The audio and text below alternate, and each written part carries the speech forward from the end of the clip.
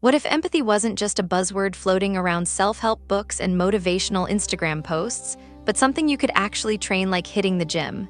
Picture this psychology what-if scenario with me. It's 2025 and trainable empathy becomes the hottest mental health hack on the planet. Could it change everything about how we connect with each other? Here's a wild thought experiment to get your brain spinning. You're mindlessly scrolling through social media on a Tuesday night, right? Your friend posts about their devastating breakup.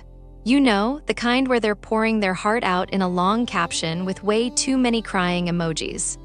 Instead of just hitting that sympathy like and moving on to cat videos, what if you could actually feel their heartbreak? Not just intellectually understand it, but genuinely experience that gut-wrenching ache in your chest. Would you still keep scrolling, or would you drop everything and call them? Sounds like science fiction, doesn't it? But hang on, what if I told you this might not be as far-fetched as it seems? Let me break down what we're really talking about here, because empathy isn't just some mystical emotional superpower. It's actually got two distinct flavors, and understanding this difference is crucial for our what-if mind hack exploration. First, there's cognitive empathy. That's your ability to intellectually understand someone else's feelings. You can recognize that your coworker is frustrated without necessarily feeling frustrated yourself. Then there's affective empathy, where you literally share those emotions. When your friend cries, you tear up too. When someone's excited, their joy becomes infectious. Now, here's where things get fascinating from a psychology experiment perspective. Way back in the day, Sigmund Freud was already onto something in works like the interpretation of dreams. He theorized that empathy develops through our earliest relationships. Think about how a baby learns to read their parents' mood to avoid emotional meltdowns. Freud argued that when we repress our own emotions, we essentially block our empathetic development. We become emotionally tone-deaf, unable to tune into the feelings around us. But here's the kicker. Modern neuroscience has given us some mind-blowing evidence that backs up this whole trainable empathy idea. Ever heard of mirror neurons? These little brain cells were discovered by Italian researcher Giacomo Rizzolatti and his team, and they're absolute game changers.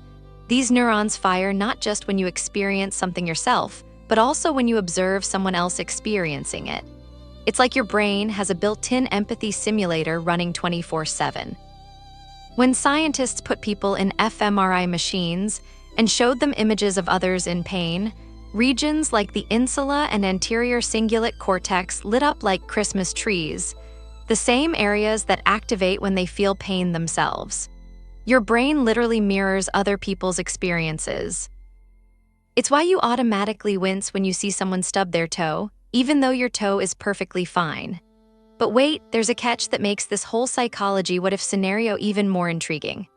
Daniel Kahneman, the Nobel Prize-winning psychologist behind Thinking, Fast and Slow, discovered that our brains are riddled with cognitive biases that can hijack our natural empathy.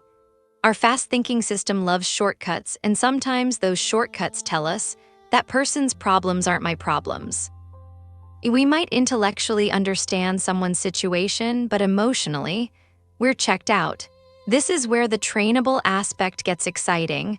What if we could override these biases with deliberate practice? What if empathy really could be developed like a muscle? Let me share a quick personal story that'll make this whole concept more relatable. I used to have this neighbor who was constantly slamming doors, playing music too loud, and generally acting like a human tornado. For months, I labeled him as the inconsiderate jerk next door. Classic fast-thinking bias, right? But then I tried something different, a little psychology experiment of my own. Instead of getting irritated, I asked myself, what might be going on in his world? Turns out he was working night shifts at a hospital, coming home exhausted and stressed about saving lives all day. Once I understood his perspective, everything changed. I brought him some coffee one morning, and suddenly he wasn't the villain in my story anymore. He was just another human trying to get by. Hit that like button if you've ever wished you could get someone's feelings better, because I have a feeling we're all guilty of making snap judgments sometimes. This brings us to our first mind-blowing thought experiment, the daily empathy workout. Imagine starting every morning not with coffee and social media, but with a simple journaling exercise where you write about someone else's perspective. Maybe your partner's stress about that big presentation, or even a stranger's experience on public transport. As a mental health hack, could this simple routine actually reduce conflicts in your relationships? Picture having fewer arguments because you're not just hearing words, you're feeling the emotions behind them. But here's what I'm really curious about, and I want to hear from you in the comments. On a scale of 1 to 10, how empathetic do you think you are? Are you someone who tears up at movie commercials, or do you need a manual to understand when someone's upset? Drop your number below. I'm genuinely interested to see where we all land. Now, before we dive into simulating these empathy superpowers and explore whether they could create world peace or total emotional chaos, we need to unpack whether this whole trainable empathy thing is even scientifically possible. Because if it is, we're about to discover some science-backed training methods that might just rewire your brain for compassion. Okay, so we've established that empathy might actually be trainable. But how exactly do we turn this psychology what-if scenario into reality? Time to roll up our sleeves and dive into some real empathy-building action, because the science behind this is absolutely wild. Ever wondered why some people seem to be natural empathy pros while others struggle to read a room? Spoiler alert, it's not some magical gift you're born with or without. It's practice, and the research proves it. Let's start with some mind-blowing evidence from the Greater Good Science Center at UC Berkeley. These folks are basically the empathy training headquarters of the academic world. They've been running controlled psychology experiments for years, and here's what they've discovered. People who go through structured empathy training programs literally rewire their brains. We're talking measurable changes in brain structure, not just feel-good mumbo-jumbo. Dr. Sarah Lazar at Harvard Medical School took this even further with her groundbreaking neuroimaging studies. She put people through mindfulness-based empathy training and then scanned their brains. The results: after just 8 weeks, participants showed increased gray matter density in areas like the temporoparietal junction and the superior temporal sulcus, basically the brain's empathy command centers. It's like going to the gym, but for your compassion circuits. But here's where it gets really fascinating from a psychology experiment perspective. Remember Daniel Kahneman's work on cognitive biases? Well, his research on loss aversion, our tendency to fear losing something more than we value gaining it, actually creates empathy roadblocks. When we're worried about our own emotional losses, we can't fully tune into others. But empathy training seems to counter this bias by expanding our emotional bandwidth. Now, let's bring in some classic psychology to explain why this training works. Freud's id-ego-superego model gives us a perfect framework here. Your id is screaming, protect yourself first. Your superego is saying you should care about others. And your poor ego is caught in the middle trying to balance everything. Empathy training essentially strengthens your ego's ability to manage this internal conflict, allowing you to care for others without depleting yourself. This brings us to our second mind experiment, the role reversal challenge. Here's the what-if mind hack. Imagine swapping lives with a complete stranger for an entire day. Not just their job, but their entire existence. Their family dynamics, their financial stress, their physical limitations, everything. Would this experience completely shatter your stereotypes and assumptions about people? I'll be honest, I'd probably fail spectacularly at being a barista. My empathy level would drop to 0 the moment I burned someone's latte and they gave me that seriously. Look, but that's exactly the point. When you're in someone else's shoes, even hypothetically, you start to understand why they react the way they do. Let me share a real-world example of this psychology experiment in action. I tried a mini version of this with a friend during a heated argument about something completely ridiculous. I think it was whether pineapple belongs on pizza. Instead of digging in my heels, I literally said, "Okay, let me argue from your perspective for 5 minutes." So there I was, passionately defending pineapple pizza even though I'm team fruit doesn't belong on cheese. You know what happened? My entire stance shifted from "you're wrong" to "I see your point." It was a total game changer for our friendship. The psychological mechanism behind this is actually pretty elegant. When you force yourself to inhabit someone else's worldview, even temporarily, you activate those mirror neurons we talked about earlier. Your brain starts firing in patterns that mirror their experience, creating genuine understanding instead of superficial sympathy. But let's get practical here. Pause this video for a second. Seriously, I'll wait and try this quick empathy hack. Think about someone in your life, maybe someone you've been frustrated with lately. Now describe their typical day from their perspective. What pressures are they facing? What victories are they celebrating? What fears keep them up at night? This isn't about excusing bad behavior, it's about understanding the full human behind the actions. Here's another fascinating what-if mind hack that researchers are exploring: empathy mapping. Imagine creating a visual map of someone's emotional landscape, their joys, fears, motivations, and blind spots. Companies are already using this for customer research, but what if we applied it to our personal relationships? What if every family had an empathy map for each member? Would dinner table arguments become productive conversations instead of emotional battlefields?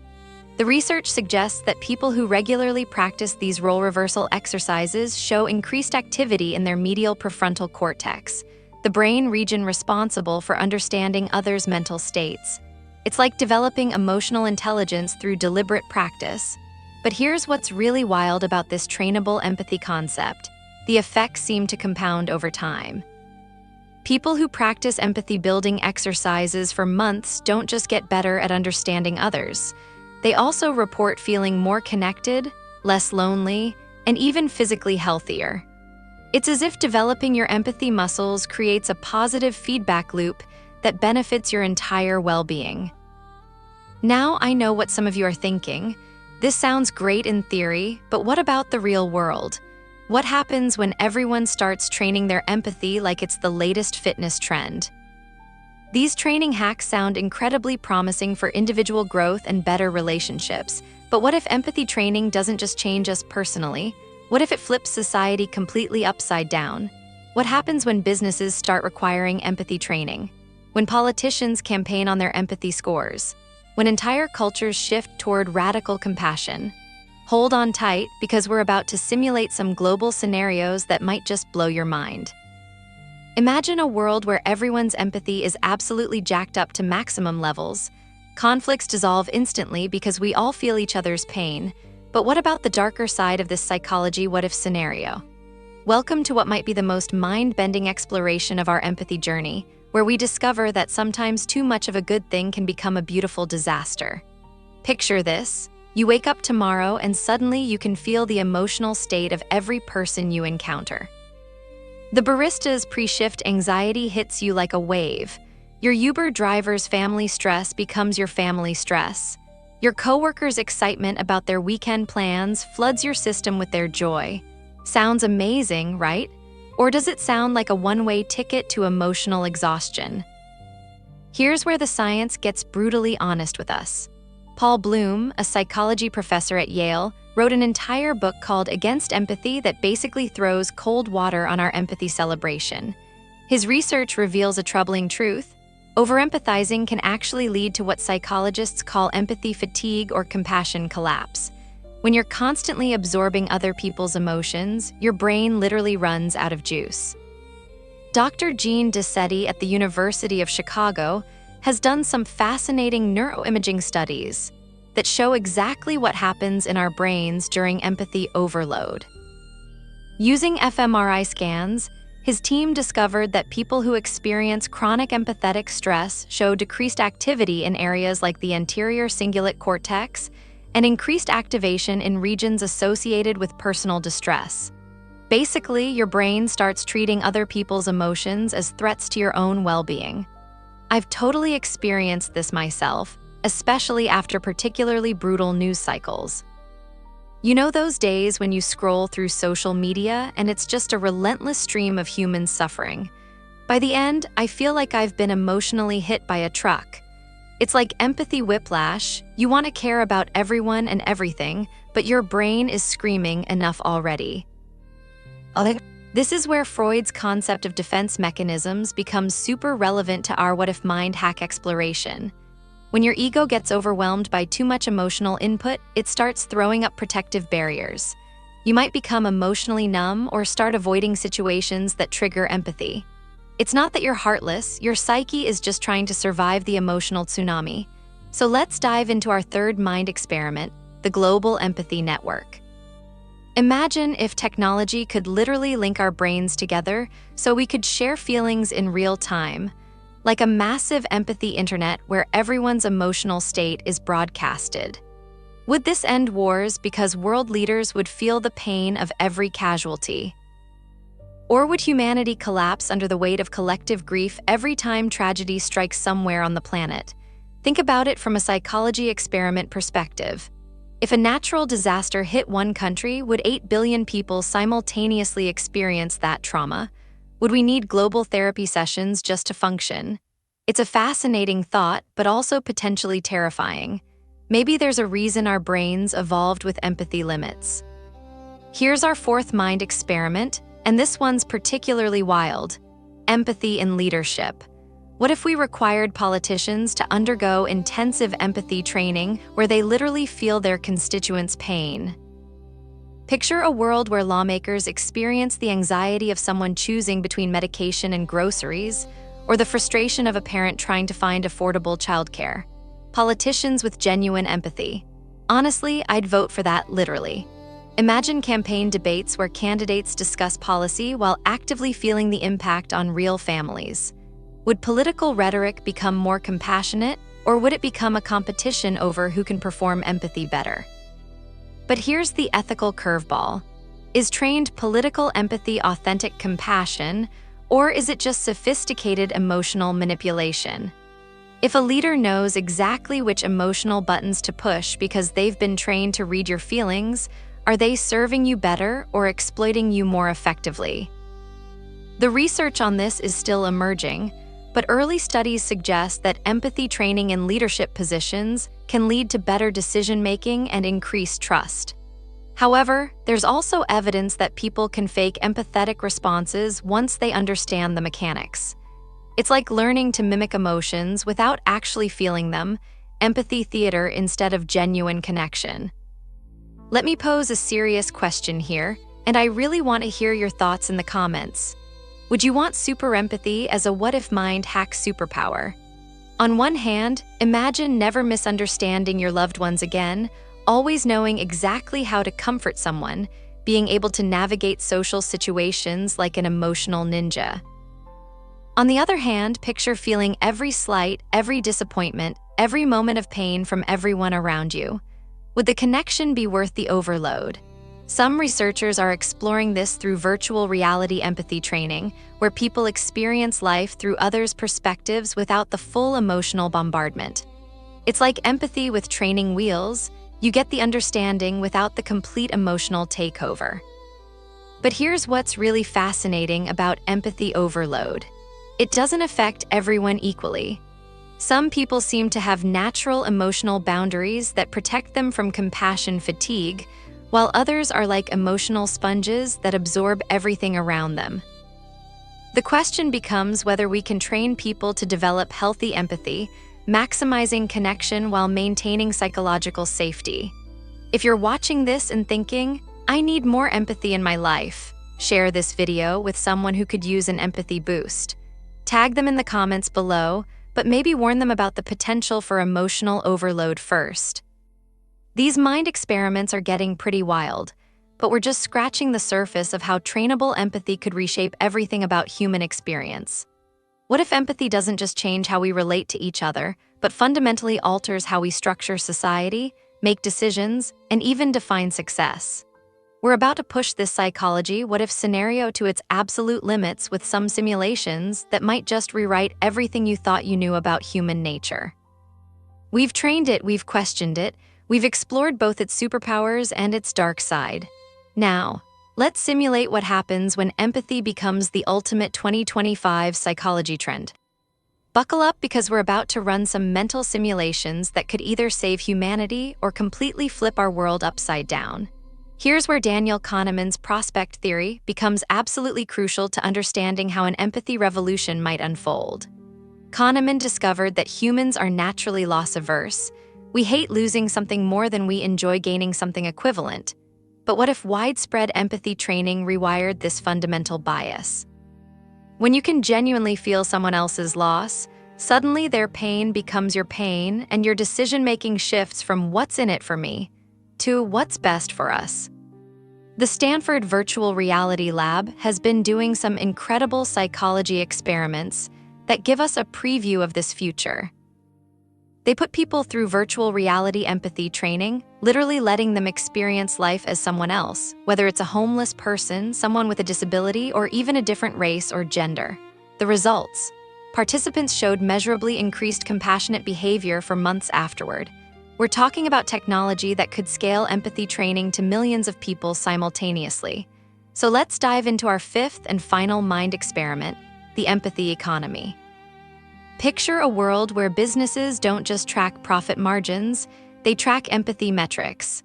Companies get rated on how well their decisions consider all stakeholders, not just shareholders. What if your credit score included an empathy rating? What if job interviews tested your ability to understand others' perspectives as rigorously as they test your technical skills? Imagine walking into a store where the employees have been trained to genuinely understand your needs, not just sell you stuff. Customer service wouldn't be about scripted responses, it would be about authentic human connection. Would this eliminate the predatory practices that exploit vulnerable people? Could empathy-driven business models actually be more profitable in the long run because they build genuine loyalty instead of manufactured dependency? Let's simulate some wild outcomes of this empathy-driven world. Picture AI therapists trained not just on psychological techniques, but on genuine empathy modeling. These digital mental health hacks could provide 24/7 emotional support that actually feels human. Imagine an AI that doesn't just diagnose your depression, it understands the unique flavor of your sadness and responds with personalized compassion. Now simulate this. Schools teaching empathy as rigorously as they teach mathematics. Kids learning to identify emotions, practice perspective taking, and resolve conflicts through understanding rather than punishment. What happens to bullying rates when every child has been trained to feel what their victims feel? Classroom dynamics would transform from power struggles to collaborative problem solving. Here's a thought that made me chuckle while writing this. Maybe I'd finally understand why my cat ignores me most of the time. Spoiler alert, she's probably just emotionally superior and doesn't need my validation. But seriously, imagine applying empathy training to human-animal relationships. We might discover that pets have been trying to communicate complex emotional states with us all along, and we've just been emotionally illiterate. Let's push this simulation even further with some vivid what-if-mind hack scenarios. Picture empathy-trained police officers who can de-escalate situations by genuinely understanding the fear and desperation behind aggressive behavior. Imagine judges who can feel the full impact of their sentences on both victims and perpetrators, leading to more restorative rather than purely punitive justice. But here's where Kahneman's research gets really interesting in this context. He showed that people make different decisions when they can viscerally feel outcomes rather than just intellectually understand them. In an empathy-enhanced world, would we see the end of climate change denial because people could literally feel the anxiety of future generations? Would wealth inequality become impossible to maintain when the rich could genuinely experience the stress of poverty? The neuroscience backing this up is pretty wild. Studies using functional MRI scans show that empathy training literally rewires the brain's reward circuits. Activities that help others start triggering the same dopamine responses as activities that help yourself. It's like hacking your brain's motivation system to find joy in collective well-being.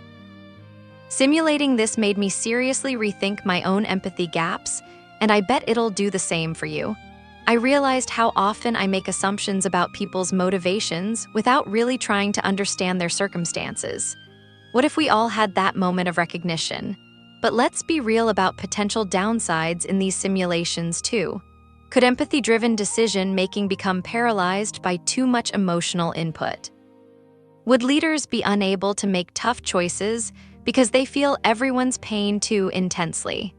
There's a reason why some decisions require emotional distance. Sometimes you need to prioritize the greater good over individual suffering. Here's the million-dollar question that's been bouncing around in my head.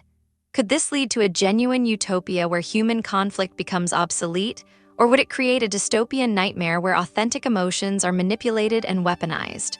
What happens when empathy becomes performative rather than genuine? The answer probably lies somewhere in between, a world where empathy is treated as a crucial life skill, but balanced with critical thinking and personal boundaries. These psychology experiments suggest that trained empathy doesn't eliminate individuality. It actually enhances it by helping people understand themselves better through understanding others. These simulations paint some pretty incredible pictures, but here's the thing: speculation is fun, but application is everything. How do we actually take these mind-blowing possibilities and turn them into practical tools you can use in your real life right now? The science is there, the techniques exist, and the potential benefits are enormous. Time to get practical about building your own empathy superpowers. We've journeyed through the wild psychology what-if landscape of trainable empathy, from the science behind mirror neurons to simulating global empathy networks. Now comes the real question: how do we make this mind-bending stuff actually work for you in your everyday life? Let's be honest here.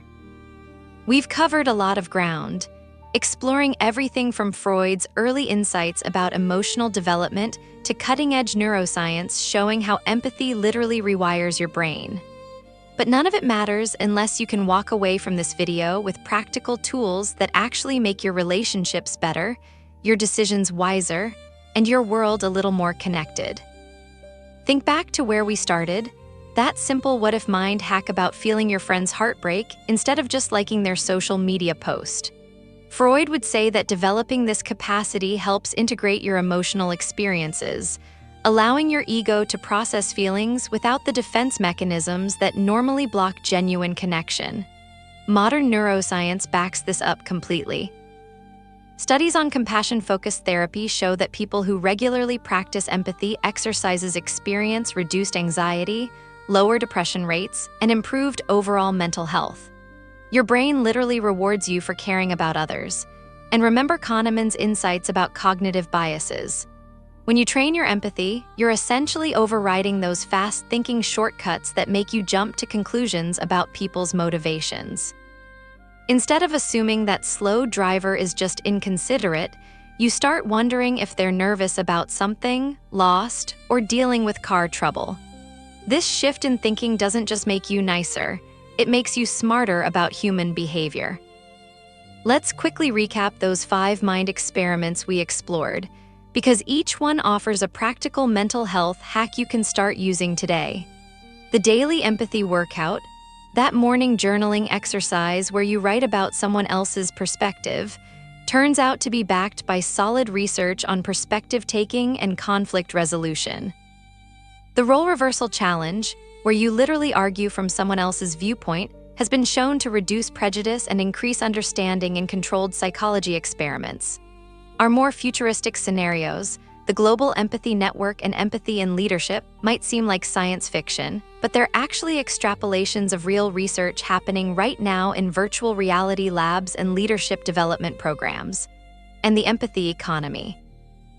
Companies are already starting to measure empathy metrics alongside profit margins, recognizing that understanding customers and employees leads to better long-term success. But here's your practical empathy toolkit, distilled from all this research into actionable steps. Start with what I call the perspective pause. Before reacting to someone's behavior, take 5 seconds to ask yourself what might be driving their actions. This simple mental health hack engages your prefrontal cortex and activates those empathy circuits we've been talking about. Try the daily empathy workout we discussed. Every morning, spend just 3 minutes writing about someone else's upcoming day from their perspective. Maybe your partner's big presentation, your neighbor's job search, or even your pet's confusion about why you leave every day. This isn't just feel-good fluff, it's training your brain to default to understanding rather than judgment. Here's a psychology experiment you can run on yourself. For 1 week, end every conversation by asking, how are you really feeling about this? Not just how are you, but specifically about whatever you were discussing. Watch how this simple question deepens your relationships and gives you information you never knew you were missing. And remember that role reversal technique. Use it during conflicts. Instead of defending your position, try genuinely arguing for the other person's viewpoint for 2 minutes.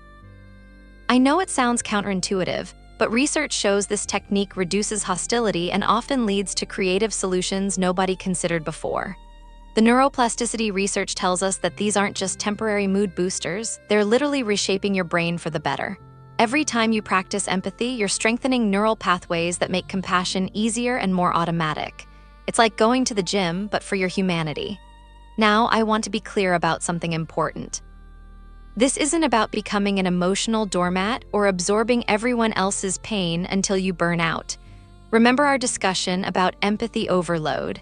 Healthy empathy includes boundaries. You can understand someone's feelings without taking responsibility for fixing them. You can feel compassion without losing yourself in someone else's emotional storm. What excites me most about this research is that empathy training seems to create a positive feedback loop. The more you understand others, the better you understand yourself. The more connected you feel to people, the less anxious and isolated you become. It's like discovering that the key to your own well-being was hidden in your capacity to care about others. As we head into 2025 and beyond, I genuinely believe that empathy might just be the psychology trend that saves us. Not in some dramatic, Hollywood movie way, but in the quiet, everyday moments where understanding triumphs over assumption, where connection beats isolation, and where compassion becomes as natural as breathing. So here's my challenge to you. Pick one technique from this empathy toolkit and try it for a week. Just one. See if it changes how you experience your relationships, your conflicts, and even your own emotional landscape. Drop a comment below letting me know which one you're trying and how it goes. Thanks for taking this psychology what if journey with me. Remember, in a world that often feels divided and disconnected, your empathy isn't just a nice to have, it might just be a superpower. Stay curious, stay compassionate, and most importantly, stay empathetic.